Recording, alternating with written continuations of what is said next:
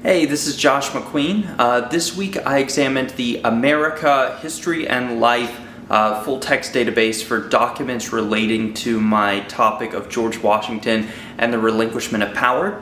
While examining this database, I found some articles, journal articles, and periodicals that I felt merited further examination for my research. The first article and the shortest of the bunch was entitled Personal Finances of Presidents Part 3, George Washington by Brian Grinder and Dan Cooper. This periodical was shorter. It was only about 4 or 5 pages, but it examined Washington's financial holdings in the context of his day and time. Grinder and Cooper looked at everything from Washington's crops to his lands, his land holdings in both Virginia and the Ohio country. They looked at his whiskey distillery towards the end of his life, the slaves he held, and Washington's financial risks that he had during his life in order to determine Washington's financial background.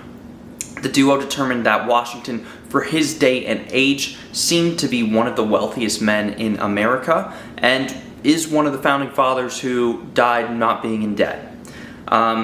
Although this may not seem like it directly relates to Washington's relinquishment of power, I feel that it really reveals how significant Washington's achievements were with Mount Vernon. Mount Vernon was like Washington's other passion, like his baby, and the place he kept going to retire before being pulled back into public life. So getting an understanding of Washington's financials, what was going on with Mount Vernon, might provide insight into how he viewed his legacy and why absolute power may not have been as significant to him.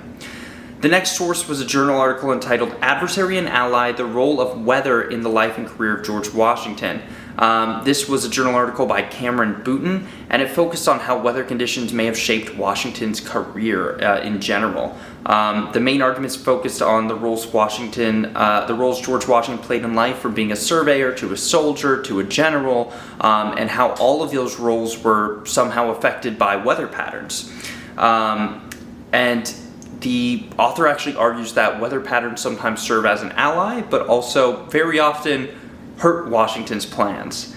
I felt that this article offered an interesting perspective on how simple things sometimes shape a person's belief and greatly impacts their lives. The next article was a journal entitled Commander-in-Chief, Washington in the 1777 Campaign and Generalship Reconsidered, written by Mark Edward Lender. This article seems to be more in line with common scholarship on Washington. Lender is focusing on Washington's role as commander-in-chief and how previous scholarship has often overlooked his true level of influence and strategic mind. But especially focuses on the 1777 campaign. I felt that this would be beneficial since it shines such a light on Washington's mind. My last journal article was entitled irregular reconsideration of George Washington and the American Military Tradition by John Hall. This article claimed that its goal was to reconcile the divergent interpretations of Washington.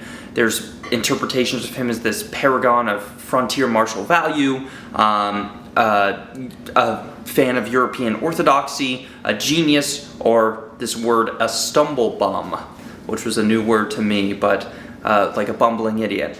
But I felt that this article may be a strong choice for further examination since it tries to reconcile all these things together and put Washington as one clear human figure. I think the resources that I found on the America History and Life database were beneficial for my project on Washington.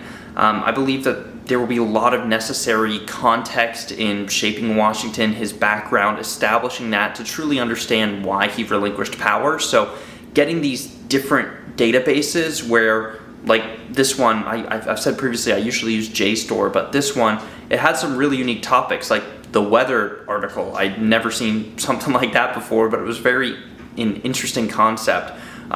So I think it will add more widespread background on Washington that will prove to be beneficial. Thank you so much for watching, and I'll see you next week.